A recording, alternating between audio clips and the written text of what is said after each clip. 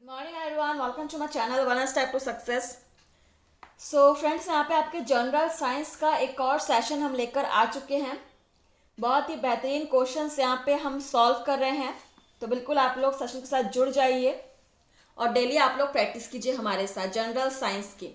ठीक है, ये साइंस के जनरल क्वेश्चंस जो है वो आपके हर एक एग्जाम में, आपका बीपीएससी, इसके बाद HPSC, H TET, C TET, आप किसी भी स्टेट लेवल के टेट के एग्जाम की तैयारी कर रहे हो या फिर आप असिस्टेंट प्रोफेसर, ठीक है, केवीएस, पीजीटी, टीजीटी, हर तरह के एग्जाम्स के लिए आपके बहुत ही बेहतरीन जनरल साइंस के क्वेश्चंस हैं। तो फिलहाल यहाँ पर आपके रेलवेज भर्ती के लिए हम तैयारी करा रहे हैं, तो रेलवेज में भी आपके जनरल साइंस के क्वेश्चंस बनते हैं। तो चलिए स्टार्ट करते हैं आज के सेशन को। और पहला क्वेश्चन देखिए क्या है, न्यूनतम संभव ताप है। ऑप्शन है आपके -373 degree Celsius, -273 degree Celsius, -171 degree Celsius, 0 degree Celsius. और ये बहुत ही बेसिक सा क्वेश्चन है, सभी को इसका आंसर पता होना चाहिए। जिसको नहीं पता है वो क्वेश्चन को नोट करके आंसर भी नोट कर लीजिएगा। चलिए देखते हैं इसका आंसर क्या होगा, न्यूनतम संभव ताप। So the right answer is -273 degree Celsius. ठीक है, option B is correct, note कर लेंगे। नेक्स्ट है आपका क्वेश्चन नंबर 83, खाना पकाने का बर्तन होना चाहिए, कैसा होना चाहिए। देखते हैं ऑप्शंस, निम्न विशिष्ट ऊष्मा तथा उच्च चालकता का, उच्च विशिष्ट ऊष्मा तथा निम्न चालकता का, निम्न विशिष्ट ऊष्मा तथा निम्न चालकता का, या उपरोक्त में से कोई नहीं। ये क्वेश्चन बहुत ही इंपॉर्टेंट है और लॉजिकल क्वेश्चन भी है, सोच समझ के आंसर कीजिएगा।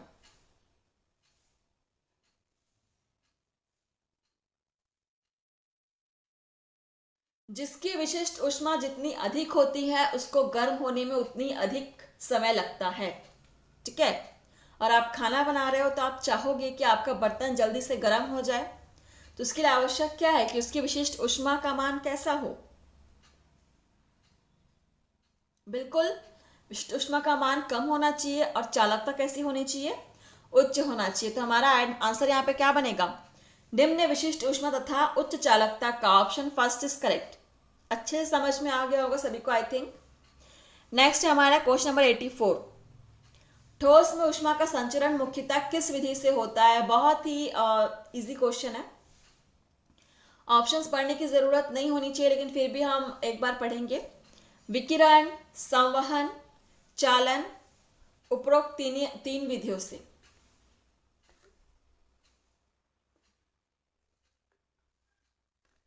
ठोस में ऊष्मा का संचरण मुख्यतः किस विधि से होता है। सो देखिए यहाँ पे ठोस में ऊष्मा का संचरण एक ही विधि से होता है और वो विधि है आपका चालन। ठीक है, option C is correct. Next question है 85 नंबर, अशुद्धि मिलाने से गलनांक पर क्या प्रभाव पड़ता है। ऑप्शन है घटता है, बढ़ता है, अपरिवर्तित रहता है, उपरोक्त सभी। किसी धातु में अगर आप अशुद्धियां को मिलाओगे तो उसके गलनांक पर क्या प्रभाव पड़ेगा।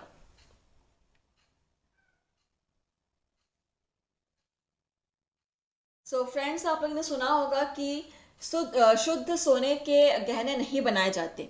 ठीक है, जब सोने में थोड़े से अन्य धातु मिलाया जाता है, धातु मिक्स किया जाता है अन्य धातु, तो वो थोड़ा सा हार्ड हो जाता है, उसका आपका ज्वेलरी वगैरह बनता है। तो रीज़न नहीं है कि शुद्ध धातु बहुत नरम होती है तो उसमें अशुद्धियाँ मिलाकर उसके गलनांक को हम क्या करते हैं, कम करते हैं। ठीक है, तो इसका आंसर भी आपका वही होगा, अशुद्धि मिलाने से गलनांक घटता है, option first is correct. Next question number 86, उबलते जल की अपेक्षा भाप से जलने पर अधिक कष्ट होता है क्योंकि जल की अपेक्षा भाप की गुप्त ऊष्मा कैसी होगी। ऑप्शंस है, कम होती है, अधिक होती है, एक समान होती है या नहीं होती है। जनरल साइंस के बहुत ही सिंपल और अच्छे क्वेश्चन एग्जाम में कई दफा बने हुए हैं क्वेश्चन, किसी ना किसी एग्जाम में पूछे गए हैं ये सारे क्वेश्चंस जो आपको हम करा रहे हैं, और बार बार यही क्वेश्चन रिपीट होके आते हैं, लेकिन फिर भी हम सॉल्व नहीं कर पाते क्योंकि तैयारी हमारी नहीं रहती। तो इस बार कोशिश कीजिए अपनी तैयारी कंप्लीट रखने की। तो देखते हैं इसका आंसर क्या होगा। उबलते जल की अपेक्षा भाप से जलने पर अधिक कष्ट होता है, क्योंकि जल की अपेक्षा भाप की गुप्त ऊष्मा अधिक होती है। ठीक है, ऑप्शन बी अधिक होती है। नेक्स्ट है क्वेश्चन नंबर 87। सूर्य से पृथ्वी पर ऊष्मा का संचरण किस विधि के द्वारा होता है? सूर्य से पृथ्वी पर। ऑप्शन है चालन, संवहन, विकिरण या उपरोक्त तीनों विधियों से।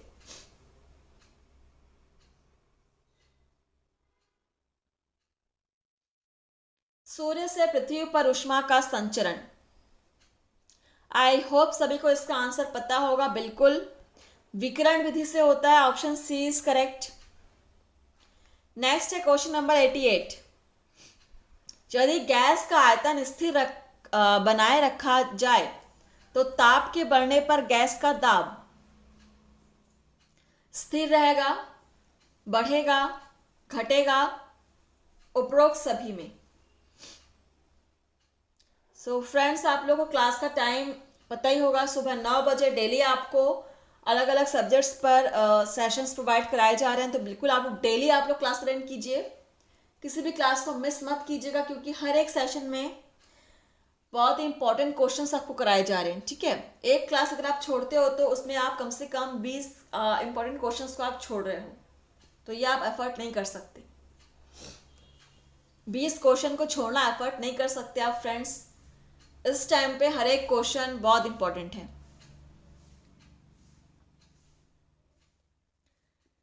तो देखिए इसका आंसर क्या हो जाएगा। यदि गैस का आयतन स्थिर बनाए रखा जाए तो ताप के बढ़ने पर गैस का दाब बढ़ेगा। ठीक है, बढ़ेगा। Option B is correct. Next है 89 नंबर क्वेश्चन। झूला झूलती हुई किसी लड़की की बगल में कोई दूसरी लड़की आकर बैठ जाए तो आवर्तकाल में क्या परिवर्तन आएगा? बढ़ जाएगा, घट जाएगा, अपरिवर्तित रहेगा, या उपरोक्त सभी? क्वेश्चन को समझिए, क्या बोला गया है कि झूला झूलती हुई एक लड़की, मतलब कोई लड़की झूला झूल रही है। ठीक है, तो उसी समय कोई दूसरी लड़की उसके बाजू में आकर झूले पे बैठ जाए तो झूले के आवर्तकाल में क्या परिवर्तन होगा? सो यहाँ पर आंसर क्लियर है कि झूले का आवर्तकाल जो है वो अपरिवर्तित रहेगा। ठीक है, ऑप्शन सी यहाँ पे करेक्ट होगा, अपरिवर्तित ही रहेगा। Next question number 90। गर्मियों में लोलक की लंबाई बढ़ जाने पर उसका आवर्तकाल। पेंडुलम सभी ने देखा होगा, तो गर्मियों में पेंडुलम की लंबाई बढ़ जाती है। ठीक है, तो लंबाई बढ़ने पर पेंडुलम की उसके आवर्तकाल में क्या परिवर्तन होगा? बढ़ जाएगा, घट जाएगा, अपरिवर्तित रहेगा, या उपरोक्त सभी?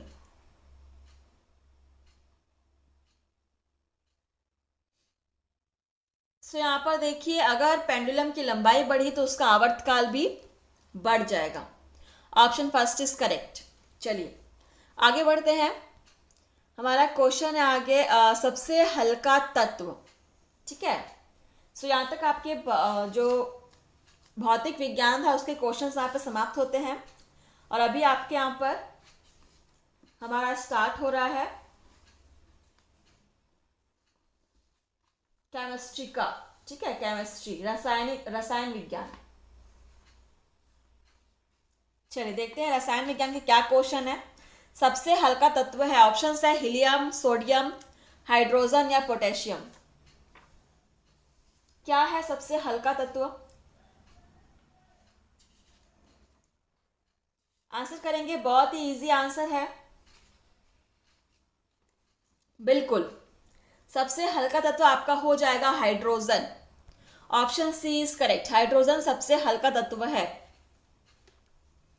केमिस्ट्री के क्वेश्चन से आपसे स्टार्ट हो रहे हैं आज से, ठीक है। नेक्स्ट आपका क्वेश्चन है, किसी परमाणु का गुण निर्भर करता है।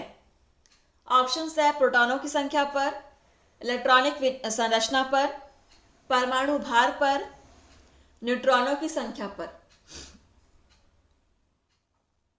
किसी परमाणु का गुण निर्भर करता है, किस पर निर्भर करेगा? रसायन विज्ञान यानी कि आपका केमिस्ट्री जो है वो थोड़ा सा आपको ध्यान देने की ज़रूरत है, समझने की ज़रूरत है।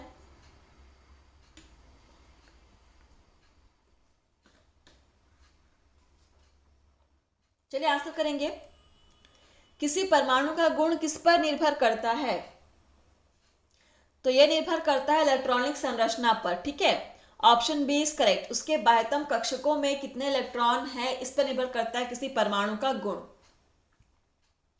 नेक्स्ट है आपका क्वेश्चन, ऑक्सीकरण में क्या होता है? सभी ने सुना होगा ऑक्सीकरण अपचयन।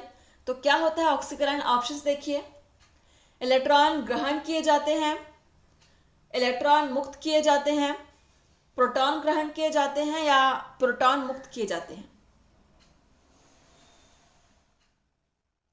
वैसे तो ऑक्सीकरण आपका ऑक्सीजन को ग्रहण करना ऑक्सीकरण कहलाता है, लेकिन हम इलेक्ट्रॉन की दृष्टि से देखो तो यहां पर क्या होगा?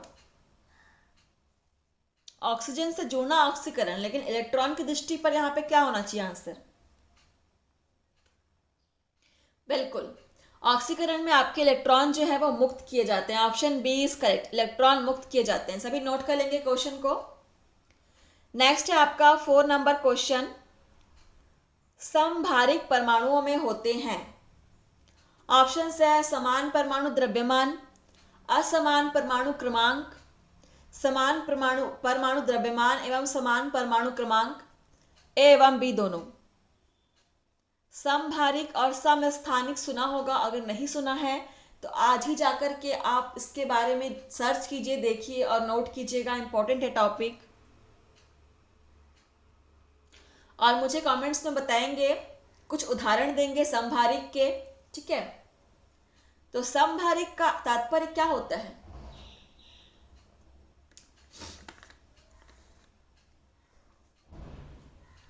बिल्कुल, जिसका द्रव्यमान समान हो लेकिन परमाणु क्रमांक भिन्न हो। सो यहाँ पर आपका ऑप्शन ए और बी दोनों ही बिल्कुल सही है। तो ए और बी दिया हुआ है ऑप्शन डी में, option D is correct. Next question number 5, वायु है। वायु क्या है?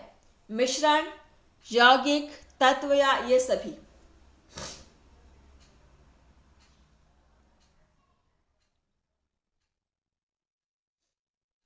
और बहुत ही अच्छा आंसर है, वायु क्या है? एक मिश्रण ही तो है। ऑप्शन फर्स्ट इज करेक्ट, एक मिश्रण है। नेक्स्ट क्वेश्चन नंबर 6 और ये लास्ट क्वेश्चन है, निम्न में से कौन सा कथन सत्य है?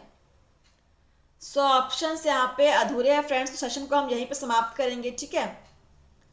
तो चलिए आप लोग ऐसे ही पढ़ते रहिए, प्रैक्टिस करते रहिए। मिलते हैं आपसे नए सेशन में। थैंक यू फ्रेंड्स, धन्यवाद।